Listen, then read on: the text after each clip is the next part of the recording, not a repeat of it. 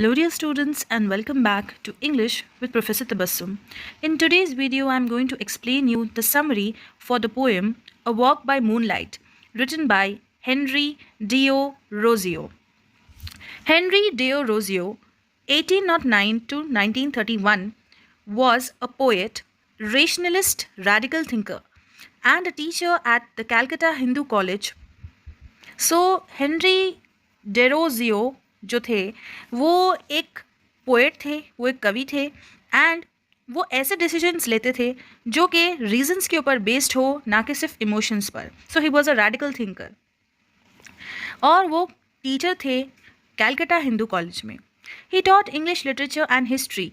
His mode of teaching was very unconventional, यानी कि वो इंग्लिश लिटरेचर पढ़ाते थे और हिस्ट्री पढ़ाते थे कैलकटा हिंदू कॉलेज में. और उनका जो पढ़ाने का अंदाज़ था वो बहुत ज़्यादा अनकन्वेंशनल था, यानी कि जैसा आम टीचर्स पढ़ाते हैं वो उस तरह नहीं पढ़ाते थे, बहुत ही डिफरेंट होता था उनका teaching style. He love to discuss new ideas and motivate his students to think independently, यानी कि वो नए नए आइडियाज़ को डिस्कस करना पसंद करते थे अपने स्टूडेंट्स के साथ और वो स्टूडेंट्स को मोटिवेट भी करते थे कि तुम सब लोग भी इंडिपेंडेंटली सोचो. He loved to discuss with his students, even outside the college premises, a wide range of subjects like literature, history, philosophy and sciences. यानी कि उन्हें अपने स्टूडेंट्स के साथ सब्जेक्ट्स को डिस्कस करना बहुत ज़्यादा अच्छा लगता था. तो कॉलेज के प्रेमिसेस के बाहर आउटसाइड द कॉलेज बहुत सारे सब्जेक्ट्स के बारे में वो डिस्कस करते थे, जैसे कि लिटरेचर है, हिस्ट्री है, फिलोसफी के सब्जेक्ट्स है, साइंस के सब्जेक्ट्स है. The poem A Walk by Moonlight not only recounts, recollects an experience but also intensely describes the effect of such an experience on his mind and heart. यानी कि ये जो poem है A Walk by Moonlight जो कि Henry Derozio ने लिखी है, इसमें वो अपने एक्सपीरियंसेस को, अपनी स्टोरीज़ को बताते हैं. वो डीपली डिस्क्राइब करते हैं कि जो एक्सपीरियंस उन्हें मिला है उसका असर उनके दिल और दिमाग पर किस तरह हुआ है. द इफेक्ट इज़ प्रोफाउंड, यानी कि बहुत ज़्यादा ग्रेट है इफेक्ट, इंटेंस है effect and overwhelming again it is greatly impressive, overwhelmingly impressive and the experience radically changes his perception. Radically यानी कि एक्सट्रीमली, परसेप्शन यानी कि अंडरस्टैंडिंग. सो ये जो एक्सपीरियंस उन्हें मिला है वो इतना ज़्यादा इम्प्रेसिव है, इतना ज़्यादा ग्रेट है कि उनका जो पर्सपेक्टिव है, अंडरस्टैंडिंग जो उनकी है वो चेंज हो चुकी है. He describes his walk back home on moonlit night with his friends whom he loved and esteemed and who were like-minded. यानी कि इस पोएम में वो उस रात को डिस्क्राइब करते हैं जब वो अपने फ्रेंड्स के साथ जा रहे थे और एक मून की लाइट आ रही थी उस रात में जब वो लोग वॉक पर जा रहे थे.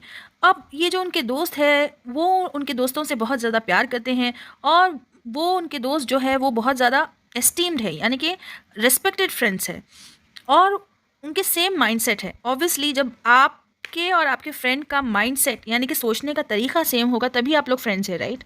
तो उसी तरह वो अपने फ्रेंड्स के साथ ऐसे ही घूम रहे हैं एक मूनलिट नाइट पर.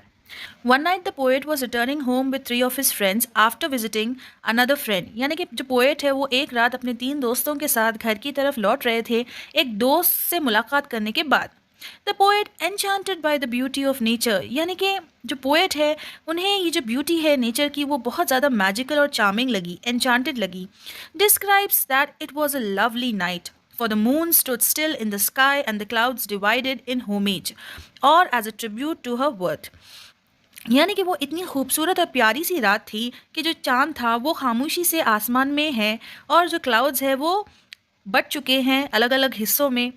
इन होमेज यानी कि एज इफ वो एक रिस्पेक्ट दे रहे हों ब्यूटी ऑफ नेचर को, टू हर वर्थ, उसकी वैल्यू के लिए वो उसे रिस्पेक्ट कर रहे हों. शी अडॉर्न्ड रोब the dancing leaves with silver weaves, यानी कि वो जो है वो अट्रैक्टिव है और रोब्ड है, यानी कि वो ड्रेस्ड अप है in a particular way that is covered with the dancing leaves with silver threads, silver weaves. The poet's reminiscences recollects that such a night was one of those happy spots of memory of his past which never burns or fades away but shines on gently. ये poet जो है वो reminiscence करते हैं, यानी कि याद करते हैं अपने पास्ट एक्सपीरियंस को, रिकलेक्ट करते हैं उस रात को कि ये वो रात थी जो कि बहुत अच्छा इम्पैक्ट है इस रात का उनकी मेमोरी पर. वो एक खुशगवार रात थी जो उनकी मेमोरी में हमेशा तरोताज़ा रहेगी एंड कभी भी फेड नहीं होगी उसकी मेमोरी, और जब भी वो याद करेंगे तो वो मेमोरी फिर से शाइन होगी. The poet gradually moves from the physical description of the night to what the scene does to him. यानी कि पोएट जो है वो अपने physical description of the night से हट चुका है. यानी कि वो उस नाइट को फिजिकली डिस्क्राइब करने की बजाय ये डिस्क्राइब करने लगा कि वो जो सीन है, वो जो लम्हा था जब वो उस रात में था, तो वो रात उसे कैसा महसूस कराती है. The song among the winds made the poet focus his thoughts. यानी कि जो गीत हवाओं के साथ बज रहा था उसकी वजह से पोएट जो है वो अपने ख़यालों पर फोकस कर सकता था. The night created magic around them. और जो रात थी उसने एक जादू सा कर दिया था उसके अतराफ. They not only saw with their eyes but felt with all their senses the resplendent moonlit night. यानी कि उन्होंने ना सिर्फ देखा अपनी आँखों से बल्कि महसूस भी किया अपने सारे ऑर्गन से, सेंस ऑर्गन से, द रेस्प्लेंडेंट मूनलिट नाइट. यानी कि शाइनिंग ब्राइटली. रेस्प्लेंडेंट का मतलब है शाइनिंग ब्राइटली, तो वो चमकती हुई चांद की रोशनी वाली रात. At this juncture and mood the mystery of life dawned upon them and it evoked in their hearts awe and holy mirth. यानी कि ये जो पर्टिकुलर लम्हा था पास्ट टाइम का, वो उसने एक मूड सा बना दिया. The mystery of dawned upon them, यानी कि एक ऐसी मिस्ट्री जिसे हम सिर्फ अंडरस्टैंड कर सकते थे फर्स्ट टाइम के लिए. And it evoked in their hearts awe. Evoked यानी कि ब्रिंग और recall. In their hearts awe यानी कि एक फीलिंग ऑफ रिस्पेक्ट जिसमें थोड़ा डर भी हो और थोड़ा वंडर भी हो. Holi mirth over here means a sense of laughter out of respect when you're especially talking about religious things. The scene brought about a mood and awakened the poet, making him alert. कि ये जो scene था उसने ना सिर्फ poet का mood change किया बल्कि उस पोएट को अंदर से जगाया भी और उसे अलर्ट भी किया. Such a mind the poet feels is a light to itself. यानी कि ऐसा माइंड होना पोएट महसूस करता है कि ये खुद में एक रोशनी की बात है. It perceives better and everything looks lovely. यानी कि हर चीज़ बेहतर अंडरस्टैंड होती है, परसीव होती है और हर चीज़ खूबसूरत भी नज़र आती है. In such a state one apprehends the spiritualness. यानी कि ऐसी सिचुएशन में एक इंसान ये समझता है, ये एप्रीहेंड करता है कि जो स्पिरिचुअलनेस है, okay, connecting to the nature और the permanence of all that can not die, या फिर हर उस चीज़ की परमानेंस जो कि मर नहीं सकती, all that can not die, go beyond the earthliness of the world of impermanent matter.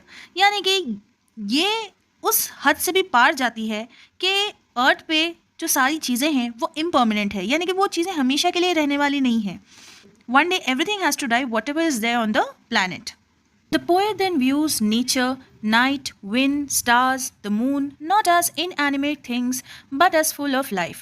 तो पोएट जो है फिर नेचर को अलग तरीके से देखने लगता है. ये जो हवा है, जो तारे हैं, जो मून है, वो सब चीज़ें इनएनिमेट नहीं हैं, ओके, नॉन लिविंग थिंग्स नहीं है वो, बट ये लिविंग थिंग्स है, फुल ऑफ लाइफ है. इस तरह देखने लगता है पोएट इन चीज़ों को. The poet feels that in such an enticing environment, the gentle wind, the mystic melody played by the night wind on the strings of the forest, and the silken language spoken by the stars awaken the inward eye of the poet. Poet को लगता है कि इतने ज़्यादा enticing environment, यानी कि attractive environment में जो gentle हल्की सी हवा चल रही है और हवा के साथ एक melody सी बज रही है, mystic melody. यहाँ पर mystic का मतलब होता है magical. magical सी धुन बज रही है, played by the night wind, जो कि हवा बजा रही है ये melody, on the strings of the forest. Strings यानी कि तार, treads of the forest. And the silken language. Silken language का मतलब है made of silk. Language spoken by the stars, जो भाषा तारे बोल रहे हैं. ये सब चीज़ों ने जगा दी है पोएट के अंदर की आँख. The extreme bliss of the poet is revealed when he says, I bless my nature that I am allied to all the bliss. Poet जो है वो ब्लिस महसूस करता है, एक्सट्रीम ब्लिस यानी कि एक्सट्रीम परफेक्ट हैप्पीनेस. जब वो कहता है कि आई ब्लेस माई नेचर, मैं अपने नेचर को दुआएं देता हूँ, that I am allied to all the bliss, यानी कि मुझे मौका मिला है इस हैप्पीनेस से जुड़ने का, इस हैप्पीनेस को पाने का मुझे मौका मिला है. The poet feels accelerated. Exhilarated means again very happy when he realizes that he is in some way connected with all the things that form part of this world. तो पोएट जो है बहुत ज़्यादा खुश होता है कि वो रियलाइज़ करता है कि किसी ना किसी तरीके से वो हर उस चीज़ से कनेक्टेड है जो कि हमारी दुनिया को फॉर्म करती है, हमारी दुनिया का पार्ट है. The skies, the stars, the flowers seem to be cold and lifeless. यानी कि जो आसमान हैं, जो तारे हैं, जो फूल हैं, ये सब बहुत ज़्यादा ठंडे और बेजान लगते हैं. For those who do not sense life in them. सिर्फ उन लोगों के लिए जिन्हें इन चीज़ों में ज़िंदगी नज़र नहीं आती है. But they do not have things in common. यानी कि उनमें चीज़ें कॉमन नहीं हैं. In this solemn moment means serious moment, the poet is able to deduce यानी कि reach the heartbeat of the grass, and hence he concludes the poem by asking. यानी कि वो पोएट जो है वो दिल की धड़कन तक पहुंच जाता है घास की. ओके, एंड वो एक कंक्लूजन पर आता है. he comes to a conclusion in this poem. Oh, in such moments can I crush the grass beneath my feet. तो ऐसे मोमेंट्स में क्या मैं मेरे पैरों के नीचे जो घास है उसे कुचल सकता हूँ, उसे क्रश कर सकता हूँ. The poem flows smoothly, enhancing the theme of the physical beauty of a moonlit night. यानी कि पोएम जो है वो इम्प्रूव करती है क्वालिटी इसकी थीम की, जो कि है खूबसूरती ऐसी रात की जिसमें चांद की रोशनी आती हो. And its soothing and spiritual and psychological effect on the mind and soul of the poet. यानी कि इस खूबसूरत रात का क्या असर हुआ है पोएट के ऊपर, कितना ज़्यादा उसे सुकून महसूस हुआ है, कितना ज़्यादा ये रात उसके लिए सूदिंग थी. एंड स्पिरिचुअली वो नेचर से कितना ज़्यादा कनेक्ट कर पाया है, उसकी साइकोलॉजी, उसके माइंडसेट के ऊपर कितना ज़्यादा इफेक्ट हुआ है, उसकी सोल के ऊपर कितना ज़्यादा इफेक्ट हुआ है इतनी खूबसूरत रात का.